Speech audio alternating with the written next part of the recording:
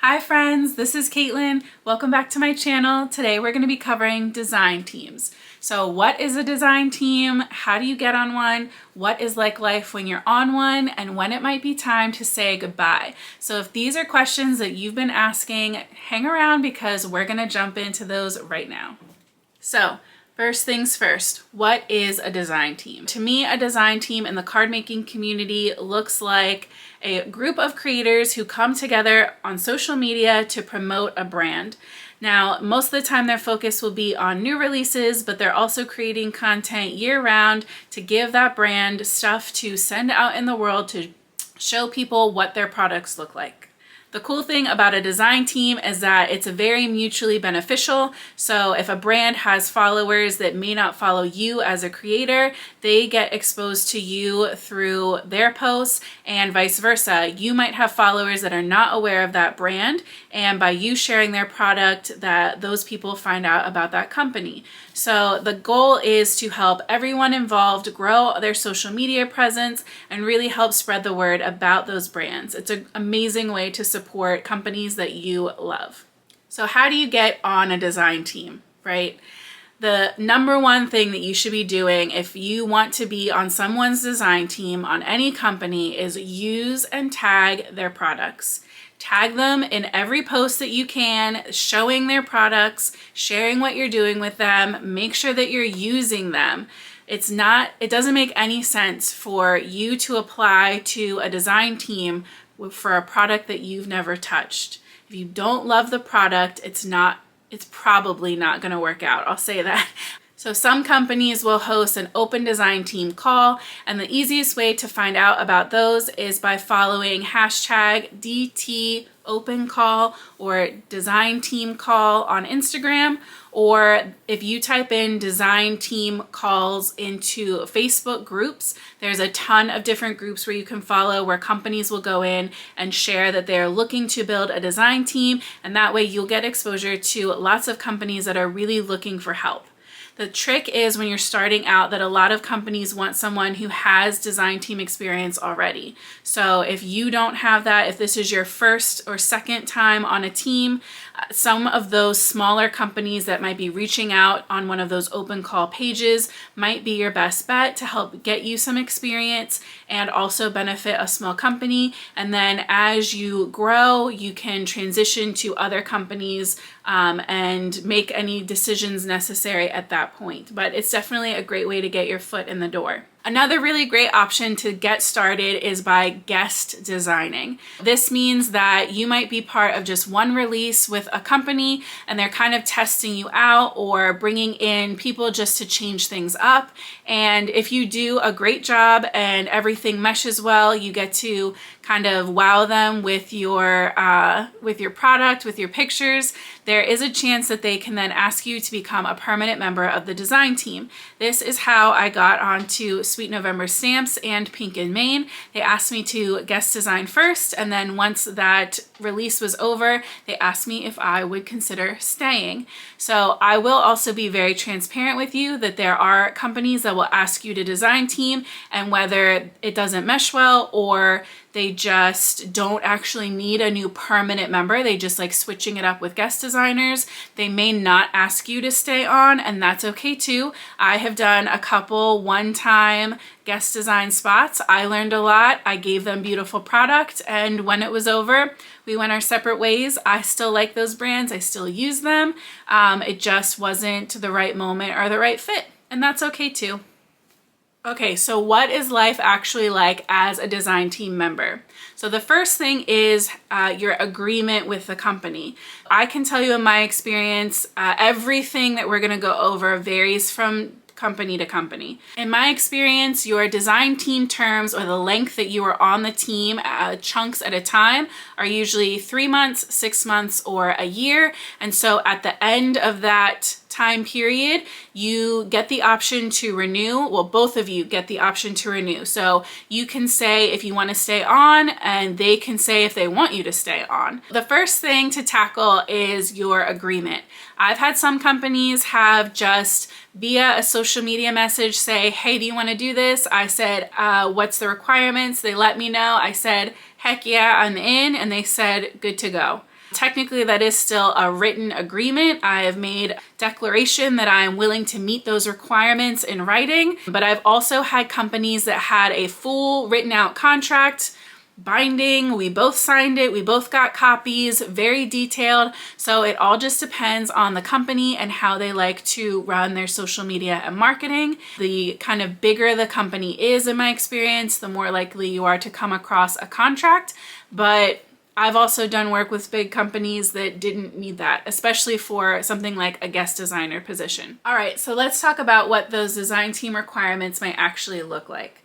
So those could be blog posts, picture posts, YouTube videos, and reels or shorts or TikTok videos, depending on the company. When I first started out and I was looking to join a design team, most of them had the requirement that you had to have your own blog. And at the time, I did not. I do now. Shameless plug, CaitlinAnnaLeeCards.com. I'm really bad about posting to it though. But I didn't have a blog. And at the time, I didn't want to start a blog. I really wanted to start a YouTube channel. And so now I can tell you, fast forwarding 3 years, I don't have any companies that require me to post on my blog.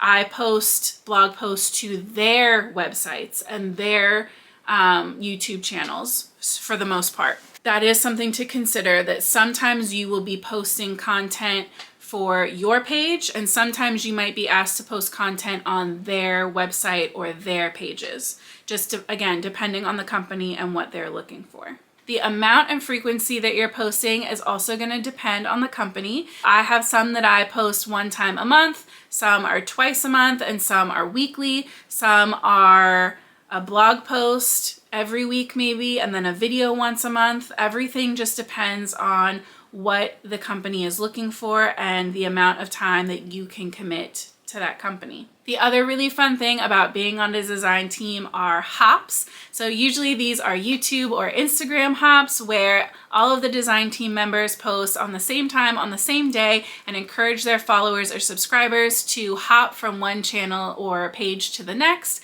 liking and subscribing along the way. So that way it helps to grow everyone's social media following at the same time and kind of really share. And then the benefit for the people who follow the hop is usually some kind of amazing giveaway. So that's something that a lot of companies look for, to have you join in as a design team member. And those usually correlate with new releases. All right, so let's talk about compensation. So the most common form of compensation on a card making design team is free product. A lot of companies will send you out free product for their release for you to create with. This could be anything from a whole release, all of the things involved with that, stamps and supplies, or it could be some that you get to pick.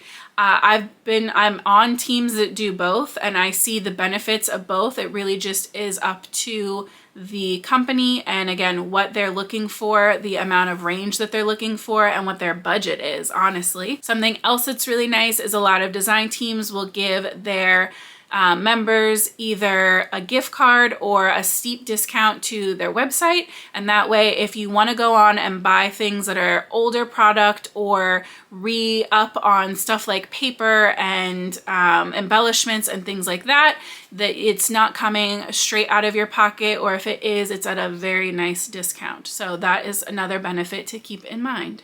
There are also design teams that will flat out pay you money to create for them. So just know that that is an option out there.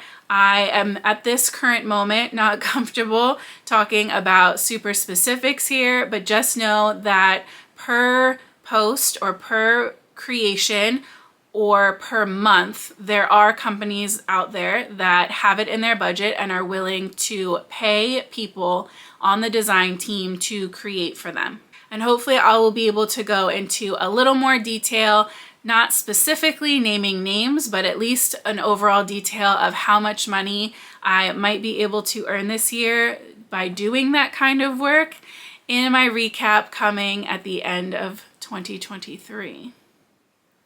The last thing that I want to touch on in this section of our conversation is the group chat or Facebook group atmosphere within each design team. So no matter what group I've been on, there's always been some kind of common place for all of us to come together, get messages and information from the company, give feedback, ask questions, and all of that.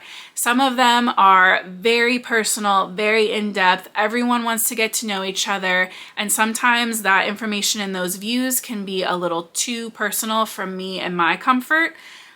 Most of the time, there's a happy medium where you get to know your fellow design team members and you get to feel like you are in a group of friends with a common interest, which, as somebody who does not have card making friends in real life here that can craft with me, it's amazing to feel like you have all of these amazing people that have your back and that you can reach out to if you get stuck for inspiration or that will help you celebrate your accomplishments.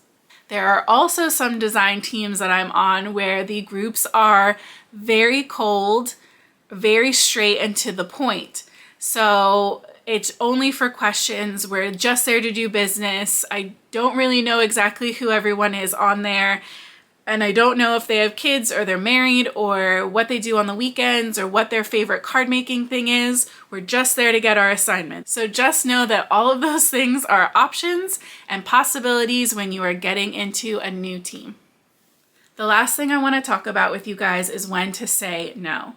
I have had companies reach out to me and ask me to be on their design teams, and I've had to say no because of time requirements. I just feel very maxed out, and for my own sanity, I cannot take on any more design team work. I've also had companies reach out and ask me to be on their design team when I've never used their product or posted with it, and I didn't feel comfortable putting my name on something when I'm not already loving and using that product. That's different than doing sponsored or branded content. If someone was reaching out as a social media creator or content creator and asking me to try something out with the possibility of posting and sharing it, that would be a different conversation. But to be a true design team member when I haven't used the product yet just did not sit right with me. But that's something that you would have to decide based on your experience and what you're looking to accomplish. I've also had teams where at the end of my design team terms, I politely said, no, thank you. I don't want to re-up, but I wish you the best of luck. And I have also had teams tell me at the end of my term, we're so sorry, we're downsizing the design team and we don't need you anymore. I still love those companies. I still use their products. I still buy from them. It's their right to do that. So just keep that in mind, that not everything is always going to be forever, and it might not always be sunshine and roses, but I just find that it's really important to make sure that you're not burning bridges whenever possible, so that if circumstances or situations change, you never know what opportunities might be coming down the road that could still be open to you as long as you're leaving on great terms. I really hope that this information helped answer some of your design team questions. I know that there's not a ton of information readily available out there where you can find all of this stuff in the same place. I'm sure I didn't cover every single thing either, so if you have any other questions, make sure you put them down in the comment section for me. I will be checking and I can follow up with any answers that I have or maybe help point you in the right direction. So I so appreciate you being here with me today. I hope you learned something valuable. If you did, make sure you hit that subscribe button so that you can see more content like this. And I hope that you have an amazing week. As always, happy crafting.